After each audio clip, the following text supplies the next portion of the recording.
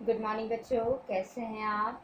और ईश्वर से प्रार्थना करते हैं कि आपका परिवार सब स्वस्थ रहे, है ना। और आपके एग्ज़ाम अभी ख़त्म हुए हैं तो अब हम आगे नए चैप्टर से स्टार्ट कर चुके हैं और अभी हम नेक्स्ट जो चैप्टर हमारा ले रहे हैं वो 13 है। 12 चैप्टर जो है वो अभी इस सेशन में नहीं है, डिलीट है, तो आपको वो नहीं पढ़ना है। और 12 चैप्टर मैं आपको नहीं पढ़ा रही हूँ, नोट्स भी नहीं दूंगी, इसलिए प्लीज़ इसे ध्यान से सुनेगा कि 12 चैप्टर अभी इस सेशन में डिलीट है। ओके, तो अभी आज की क्लास का हमारा चैप्टर है पार्ट 13, मैं सबसे छोटी हूँ। इसको लिखने वाले जो हैं वो हैं सुमित्रा नंदन पंत जी। ये एक बहुत ही कहना चाहिए कि महान कवि हैं, जिन्होंने कई बहुत सारी कविताएं बहुत ही सुंदर ढंग से, व्यवस्थित से और बहुत ही अच्छी तरीके से भावनाओं को लेकर प्रस्तुत की बताई गई है। तो यह जो कविता है हमारी, मैं सबसे छोटी हूँ, यह भी एक इसी तरह की एक छोटी सी बच्ची की भावनाओं को व्यक्त करने वाली कविता है ना। अब देखिए क्या होता है कि जब आप छोटे रहते हैं तो माँ आपका बहुत ध्यान रखती है। थोड़े बड़े हो जाते हैं तो माँ ये सोचती है कि अब हमारा बच्चा बड़ा हो गया है तो आप थोड़ा थोड़ा वो ध्यान अपना खुद रख सकता है। तो यह सोचने के चक्कर में, जैसे अब बचपन में हमें खाना खिलाया जाता था कि माँ खा थोड़ी बड़ी हो जाती, बेटा अब तुम अपने मन से खा लो और अब तुम बड़ी हो गई हो, है ना, ऐसा कहा जाता है। तो कहने का मतलब ये हुआ कि जब हम धीरे धीरे बड़े होते हैं तो माँ का जो प्रेम है वो कम नहीं होता, लेकिन उसका तरीका बदल जाता है। प्रेम लाड़ जो है, स्नेह, वो कम नहीं होता, लेकिन उसका तरीका बदल जाता है। तो ये जो बच्ची है, ये अपना जो बचपन है वह मिस कर रही है कि जब मैं छोटी रहना चाहती हूँ, क्योंकि छोटे होने पर माँ का, उसको ऐसा लगता है कि मुझे माँ का जो लाड़ प्यार स्नेह है वो बहुत ज़्यादा मिलता था, और जब मैं बड़ी हो गई हूँ तो मुझे माँ का लाड़ प्यार स्नेह कम मिलता है। वह ऐसा सोचती है, लेकिन ऐसा होता नहीं नॉर्मली, लेकिन वह ऐसा सोचती है। तो वो क्या चाहती है कि मैं हमेशा छोटी रहूँ, मैं हमेशा छोटी रहूँ, ताकि मुझे जो छोटी रहने पे जो जो माँ मेरे साथ करती थी वह अभी भी और हमेशा वह करती रहे। तो इसके लिए उन्होंने किस तरह से इसे कविता के रूप में व्यक्त किया है, आइए उसे हम समझते हैं। ठीक है, तो लेसन है हमारा, मैं सबसे छोटी हूँ। मैं सबसे छोटी हूँ, तेरी गोदी में सो। यानी जब वह छोटी थी तो माँ की गोदी में सोती थी, तो उसकी इच्छा है कि अभी भी मैं छोटी रहूं, तब तब मैं माँ की गोदी में भी सो सकती हूँ। तेरा आंचल पकड़ पकड़ कर फिरूं सदामा तेरे साथ। जैसे मैं बचपन में तेरा हाथ पकड़ कर, तेरा आंचल पकड़ कर, आंचल मतलब साड़ी का जो पल्लू होता है उसे पकड़ कर मैं हमेशा उसके आगे पीछे घूमती रहूं। कभी न छोड़ूं तेरा हाथ, मतलब माँ, मैं यदि छोटी रहूंगी तो वह मुझे कभी नहीं छोड़ेगी मेरा हाथ। आपने देखा होगा कि बचपन में, यानी जब आप छोटे होते, काफी छोटे होते, तो माँ कहीं भी जाती तो आपका हाथ पकड़ के ले जाती है। आप जब थोड़े बड़े होते तो माँ आपका हाथ छोड़ के, लेकिन अपने ध्यान बराबर रहता है माँ का कि बच्चा मेरे साथ चल रहा है, लेकिन फिर भी आपका हाथ छोड़ के आपको साथ चलने के लिए कहती है ना। तो वो ये कहती है बच्ची कि फिरू सदा माँ तेरे साथ, कभी न छोड़ू तेरा हाथ, मैं हमेशा तेरा हाथ पकड़े रहूं और इसे कभी न छोड़ू, है ना। बड़ा बनाकर पहले हमको तू पीछे छलती है माँ। जब हम बड़े हो जाते हैं तो ये सब चीजें आप छोड़ देती हो, हमें छलती हो, हमें मतलब हमको ऐसा लगता, मतलब बच्ची को ऐसा लगता है कि जैसे माँ उनसे प्यार कम करने लगी है। हाथ पकड़ फिर सदा हमारे साथ नहीं फिरती दिन रात। जैसे हम पीछे पीछे जाते तो बेटा बैठ जाओ, या माँ छोटा बड़े होने पर हमको खिलौने दे देती, बिठा देती है, खेलो बेटा तुम, है ना। तो उसका कहने का मतलब ये है कि जब हम बड़े हो जाते हैं तो आप क्या करती हो, हमें हमारे साथ हमेशा नहीं रहती हो और हमारे साथ हमारा हाथ पकड़कर दिन रात इधर उधर नहीं घूमती हो। अपने कर से खिला धुला मुख, पूछ धूल पोंछ सज्जित कर गाल। अपने हाथों से, यानी कर मतलब हाथों से आप मुझे खिला पिला देती हो, मुंह धुला देती हो, पोंछ देती हो और फिर बस छोड़ देती हो। सजा देती हो, सवार देती हो और छोड़ देती हो। थमा खिलौने नहीं सुनाती हमें सुखद परियों की बात। अब आप क्या करती हो, जब हम बड़े हो जाते हैं तो हमें खिलौने पकड़ा देती हो, परियों की कहानियां नहीं सुनाती हो, छोटे बच्चे की तरह हमें गोद में लेकर नहीं सुनाती हो। ऐसी बड़ी न हो मैं, तेरा स्नेह न खोऊं मैं, तेरा तेरे आंचल की छाया में छिपी रहूं निष्प्रय निर्भय।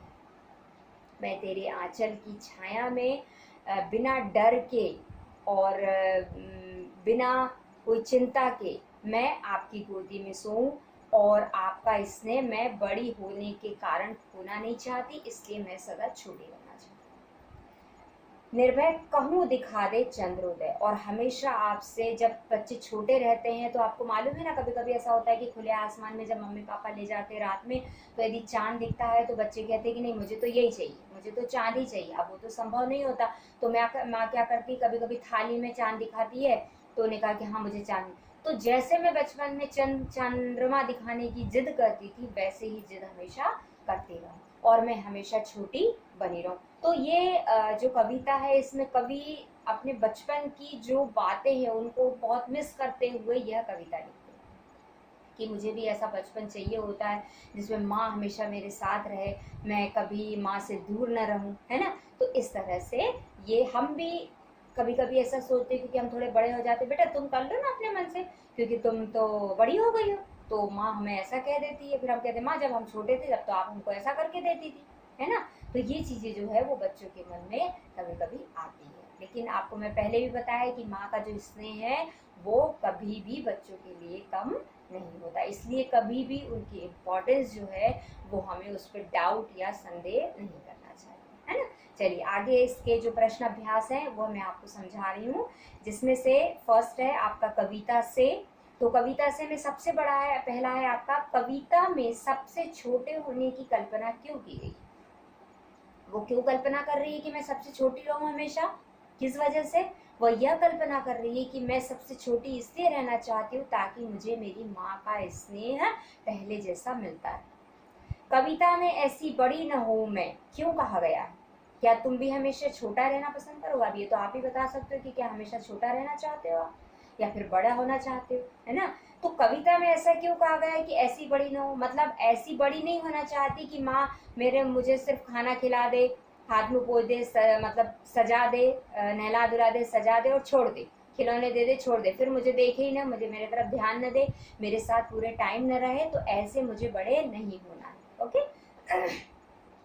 आशय स्पष्ट करो। आशय मतलब इसका हमें व्याख्या करनी, अर्थ बताना है कि हाथ पकड़ फिर सदा हमारे साथ नहीं फिरती दिन रात। तो इसके लिए मैं आप लोगों को इसमें बता चुकी हूँ, और जब इसके नोट्स दूंगी तब उसमें आप उससे पढ़ सकते हैं, है ना। अपने छुटपन, नंबर 4, अपने छुटपन में बच्चे अपनी माँ के बहुत करीब होते हैं।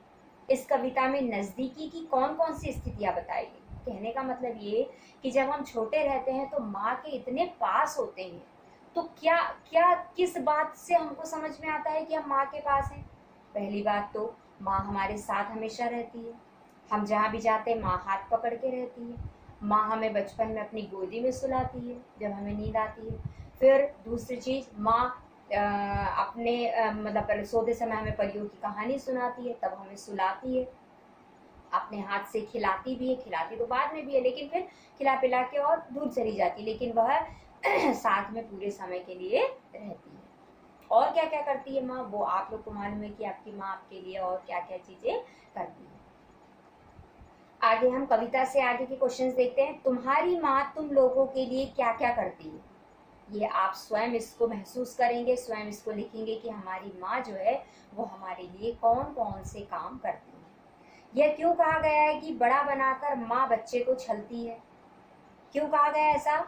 ऐसा इसलिए कहा गया है कि बड़ा होने पर माँ पूरे टाइम हमारे साथ नहीं रहती, जब हम चलते हैं तो माँ हमारे हाथ पकड़ कर नहीं चलती, ठीक है। और दूसरी चीज कि माँ हमें खिला देती पिला देती और खिलौने थमा के और चली जाती अपना काम करने, हमें नहीं संभालती, हमें गोदी में लेके नहीं सुलाती है। उन क्रियाओं को गिनाओ जो इस कविता में माँ अपनी छोटी बच्ची या बच्चे के लिए करती है। क्या क्या करती है माँ, आपने लेसन में समझा पढ़ा, तो आप ये स्वयं भी इसको लिख सकते हैं कि माँ हमारे लिए इस मतलब इस लेसन के अकॉर्डिंग माँ अपने बच्चे के लिए क्या क्या करती है। अनुमान कल्पना के क्वेश्चंस देखते हैं। इस कविता के अंत में कवि माँ से चंद्रोदय दिखाने की बात क्यों कर रहा है। चांद के उदित होने की कल्पना करो और अपनी कक्षा में से, उदित होने का मतलब उगना, क्यों कहा गया है ऐसा चंद्रोदय दिखाने? क्योंकि यह होता है कि जो बचपन में बच्चे, मैंने आपको जैसे बताया, बचपन में बच्चे जो होते छोटे, यदि चांद को देख लिया उन्होंने तो वो जिद करेंगे कि हमें तो चांद ही देखना है, चाहे वो दिन हो तो भी हम कहेंगे कि नहीं हमको चांद ही दिखना है। अब दिन में कहाँ से चांद दिखाएंगे ना, तो बच्चे इस तरह की जिद करते हैं। इस कविता को पढ़ने के बाद एक बच्ची और उसकी माँ का चित्र तुम्हारे मन में उभरता है। वह बच्ची और क्या क्या कहती होगी, क्या क्या करती होगी, कल्पना करो और एक कहानी बनाओ। ये आप स्वयं अपने मन में आपने उसमें बना सकते, चाहो तो आप लिख भी सकते हो उसको, है ना। माँ अपना एक दिन कैसे गुजारती? कुछ मौक़ों पर उसकी दिनचर्या बदल जाया करती है, जैसे मेहमानों के आ जाने पर, घर में किसी के बीमार पड़ जाने पर या त्योहार के दिन। इन अवसरों पर माँ की दिनचर्या का क्या फर्क पड़ता है, सोचो और लिखो। कहने का मतलब ये हुआ कि माँ जो है वो इन सब, कभी कभी ये चेंजेस आते हैं हमारे घर में, कोई सडनली कोई मेहमान आ जाता है, कोई त्योहार है, तो माँ को फुर्सत नहीं मिलती, माँ को बहुत काम हो जाता है, ये होता है ना, ये फेस करना पड़ता है। तो ये चीज़ें हमारे मतलब माँ के में परिवर्तन होती है, ठीक है। तो आप इसको समझ भी सकते हो, लिख भी सकते हो। ओके, अब हम आते हैं भाषा की बात पर। भाषा की बात में दिए हैं आगे क्वेश्चन। फर्स्ट, नीचे दिए गए शब्दों में अंतर बताओ। क्या अंतर? इनमें क्या फर्क है? स्नेह और प्रेम में, ग्रह और घर में, ग्रह में। मैं बताती हूँ आपको, इनमें सिर्फ स्पेलिंग का थोड़ा सा मतलब लिखने का जो तरीका है वो बदला हुआ है। स्नेह क्या है? स्नेह मतलब जो सबको किया जाता है, छोटे से लेके बड़े तक। और प्रेम मतलब स्नेह भी, और प्रेम जो है वो मतलब सॉरी, स्नेह जो है वो हम छोटों के प्रति होता है, हमारा जो स्नेह है वो छोटों के प्रति होता है, और जो प्रेम है वो सबके लिए होता है। शांति और सन्नाटा। शांति मतलब होता है कि चहल पहल न होना, है ना। लेकिन सन्नाटा क्या होता है? कोई अचानक घटना घटित हो जाती, जब एकदम जो चुप्पी हो जाती है, वह चीज सन्नाटा कहलाता है। ग्रह धूल और राख। धूल जो होती है वो पूरा कचरा, मिट्टी और इन सब की चीजें मिक्स होती है, लेकिन राख जो लकड़ी के कोयले के जलने के बाद जो बचता है वो राख कहलाती है। ग्रह और ग्रह, जो ग्रह में ये वाला जो ग्रह है ये, वो क्या है? नक्षत्र, प्लेनेट, ठीक है। और जो हमारा ये वाला ग्रह है वह है घर, ओके, घर, घर, आलय। निधन और निर्धन। निधन मतलब क्या होता है? मृत्यु, है ना। और निर्धन मतलब होता है गरीब। धूल, समान और सामान। समान मतलब क्या होता है? एक जैसे दिखने वाले, एक जैसे। और सामान मतलब तो आपकी जो वस्तुएं हैं, सामान, ठीक है। तो ये अंतर है इसमें, आप इसको लिख सकते हैं इसी तरह से। कविता में दिन रात शब्द आया, दिन रात का विलोम है। तुम ऐसे 4 शब्दों के जोड़े बनाओ, लिखो जो विलोम शब्दों से मिलकर बने हो। जोड़ों के अर्थ को समझने के लिए वाक्य भी बनाओ। अब आपको ये करना है, होमवर्क है ये। तो इसमें आपको क्या करना है, जैसे शब्द मैं बता देती हूँ, आप वाक्य स्वयं बनाएंगे। जैसे देखो, रात दिन है, रात और दिन अलग अलग, रात का दिन, दिन का रात। शत्रु का मित्र या मित्र का शत्रु, ठीक है। फिर उसके बाद उठना, बैठना, जागना, सोना, हो सकता है ये। ऐसे और भी आगे आप बना, आगे पीछे।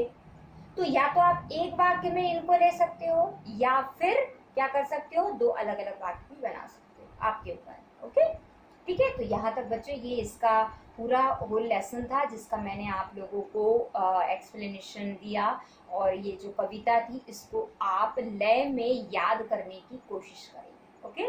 लय में इसको याद करने की कोशिश करेंगे, याद करना है आपको इसे लय में। यदि हुआ तो मैं किसी भी दिन आपसे ये सुन सकती हूँ, ओके। तो इसलिए आप इसको ध्यान रखें। Okay, thank you so much.